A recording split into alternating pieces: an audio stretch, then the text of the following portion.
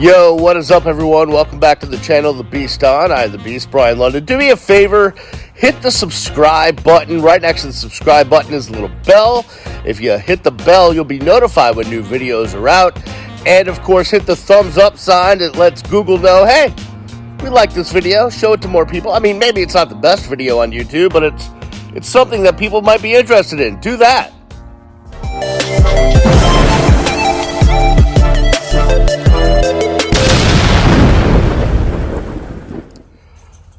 Okay, let's get into it. The Miami Hurricanes pull off a big upset, beating the Pittsburgh Panthers. Pitt, coached by our good friend, Mr. Narduzzi. Is he our good friend? I don't think he's our good friend. I don't know why I said that. 38-34 up there in the Steel City yesterday. By the way, happy Halloween, everybody. I'm dressed as a middle-aged, short, fat, bald guy with a sweet hat on. The hat is courtesy of Stickers with a Z by AB. Go follow him on Twitter.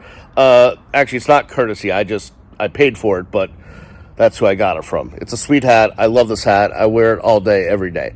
Anyways, let's get into this game. And there's a lot of great to take away from this game. First half, not looking good. Things were a little bit shaky, especially on defense. Par for the course, missed tackles, some bad coaching towards the end of the half. Why were timeouts called? I don't know. And then third quarter, there's some other coaching issues. All of that happened, right? All of that happened. But I think what we saw yesterday was Tyler Van Dyke, man. I mean, came into his own over the last couple of weeks, and yesterday he showed that he's got the bona fides, he's got the bona fides. This guy can play. And I think he's QB1 for the future. I mean, listen, I don't know that we got enough of Jake Garcia to really tell, but Tyler Van Dyke's got the goods, man. He looks the part. He's physical. He's a gamer in the sense that, I mean, you saw that fumble by Will Mallory, and that was a cluster on that play, and the ball rolls back, and is it first down, or what down is it, and blah, blah, blah, blah, blah. And pardon the dogs, by the way. They're outside running around, and they're crazy. But the first guy diving after that fumble is your quarterback, Tyler Van Dyke, and that showed me a lot of what I need to know about that kid's heart and passion and toughness, and he's becoming a leader. And I love him. I love this kid. I love this kid a lot. He's starting to reach the air in numbers-wise of the Ken Dorseys and the Torettas and all that stuff. Yesterday, threw the ball through, 76%. Did throw an interception, but guys fell down on the route. But he really just, his release, super fast. His reads are really good, especially when he's under attack. He knows how to move when he has to. He's got some. He doesn't have the most. He's not the most fleet of foot, but he will take off if he needs to, and he will get out of the pocket. I really like this kid a lot, and to think that he was basically, could have been third on the depth chart coming into the season. It's really amazing. Who knew?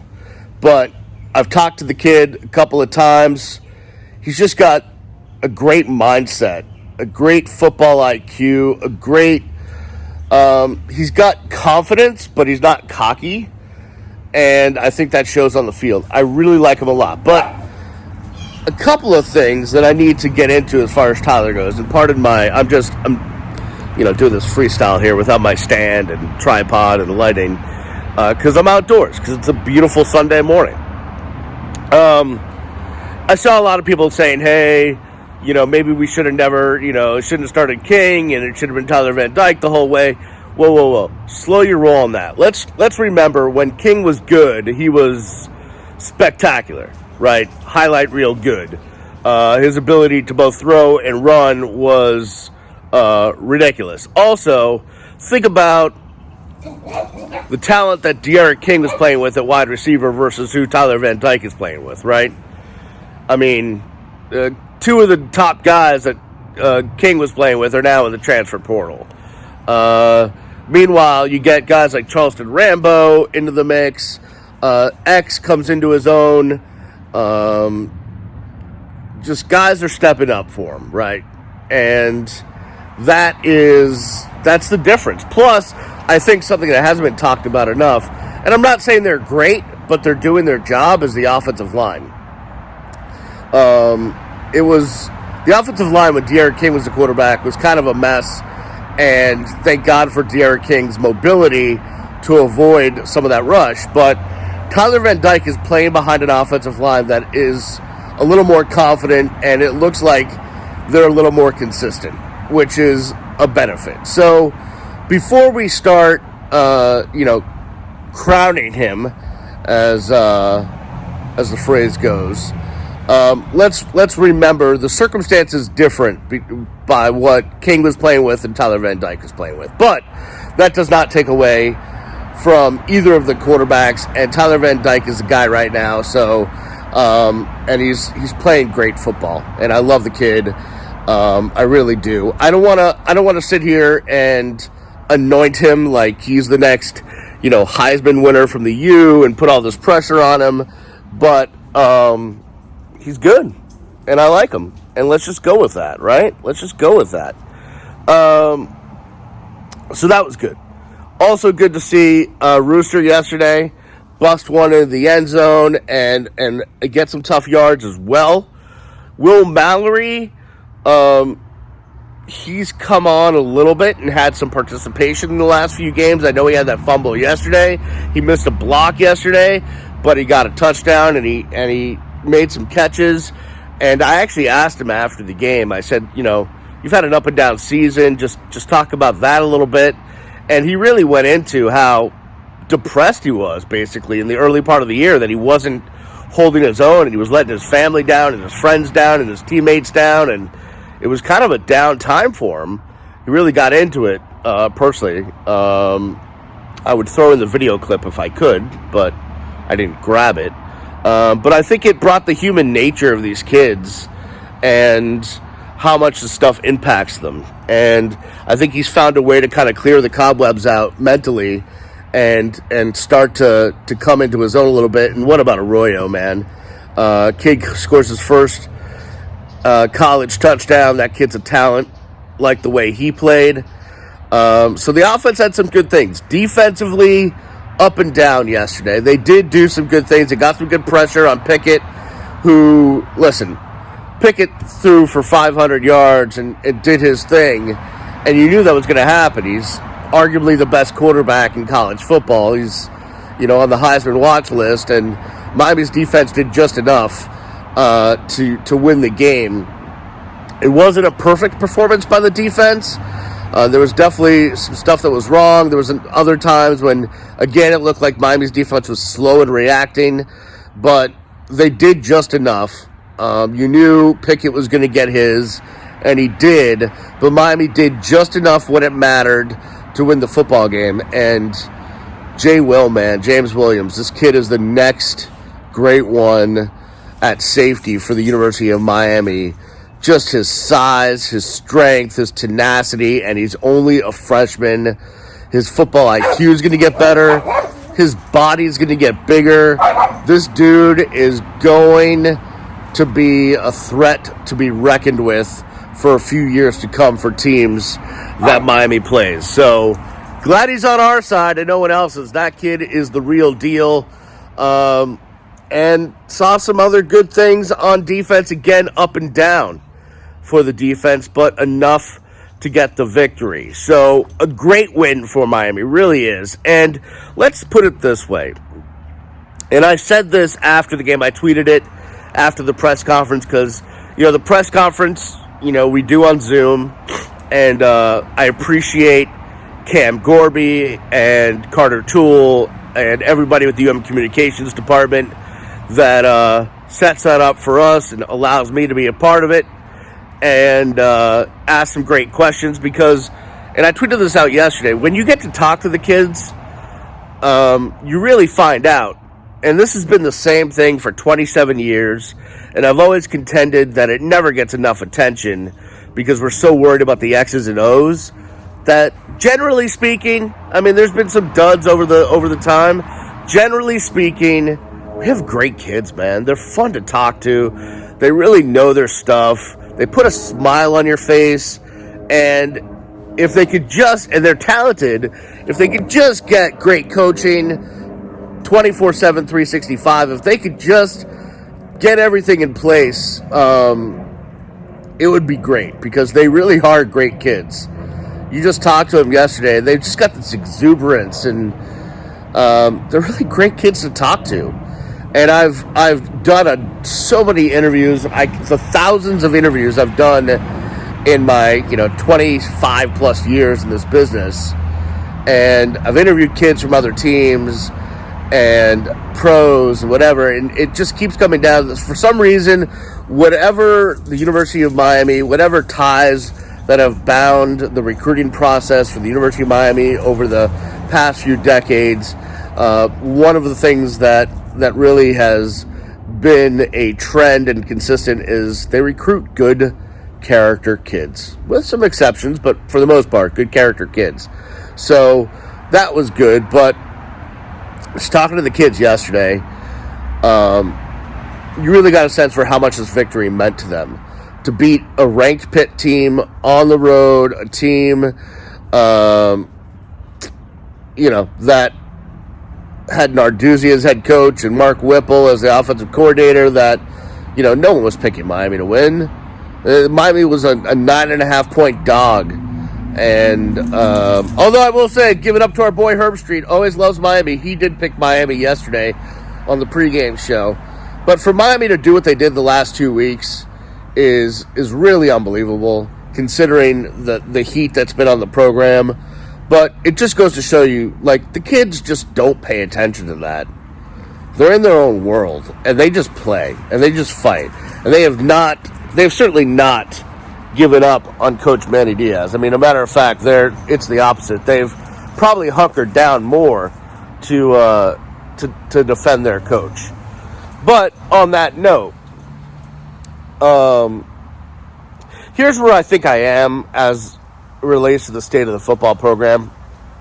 And I got some inside information yesterday in talking to someone very connected who was on a conference call on Friday with some people that were definitely in the know, that this is going to come down to, the university has a bigger issue than all of this, which is the president, Julio Frank, is not just letting us who are Miami Athletics fans down, but he's letting everybody down. With the drop in the ranking of the law school, with the drop in the ranking of the academics, University of Florida is getting a bunch of attention for being named one of the top 5 public institutions in the country. And at one point in time, when the hated Donna Shalala was president, Miami was the top ranked university in the state, and it's no longer that. And so Julio Frank's got some bigger fish to fry than just athletics. He's under the gun. He was renewed as president when the pandemic hit, because that's his foray. I mean, the dude he was the health minister for Mexico. If there's one person you want in charge of a university when there's a pandemic, it's Julio Frank.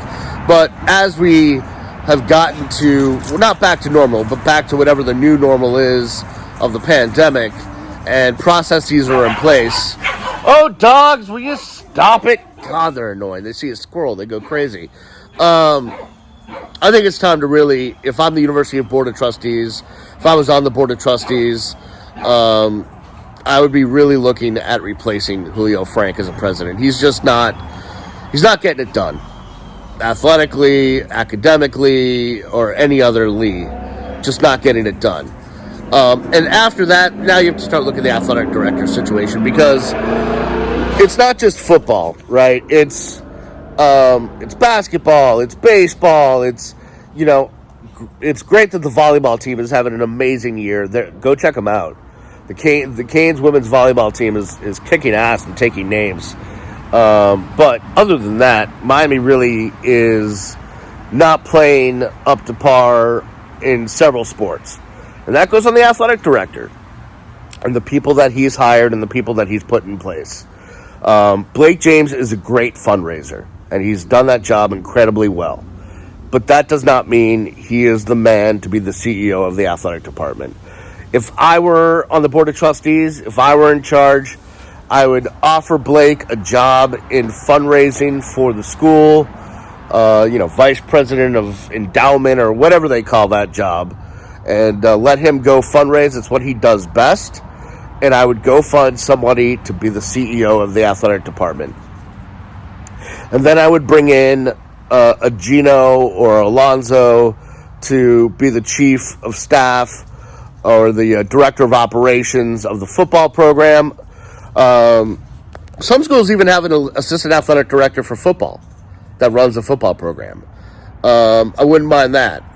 And get things together and do it the right way. And then as far as the head coach goes, I would bring in a new athletic director, move Blake up into the university, because I like Blake a lot, and I think he's a great fundraiser, so put him into a job that suits his skill set. And then I would bring an athletic director in and let him make the call on the head coach. Has Manny saved his job? No. Is he as bad as a lot of you want to say that he is? Probably not. Is he still learning on the job? Yes. But regardless of what I think or what anyone thinks, I think that the biggest key would be to have a new athletic director make that decision. Oh, boys, be quiet. That's what I would do. But good win for Miami. A couple of last thoughts. It sucks that homecoming against Georgia Tech next week is at 12:30. That blows. ACC, you can bite my tuchus on that. By the way, your officiating still blows. Why can't the ACC get it right? And I just want everybody that hears this sentence to tweet or contact Hard Rock Stadium and tell them, please open Versailles at the stadium or any other place for me to get coffee for an early game next week, because for some reason when the Dolphins play, all the coffee is around. It's in the press box, and there's a bunch of stands that sell coffee. But when UM plays, they feel like no one needs caffeine or pastelitos, and that's horrible. Now, you're saying I'm being a whiny little you-know-what, and I am, but Daddy needs his coffee when he covers football games, especially because it's at least 3 degrees in the press box, and we need coffee. All right, that'll do it for me. Thank you for watching. Thank you for subscribing. Please share the video. I'll see you when I see you. Peace!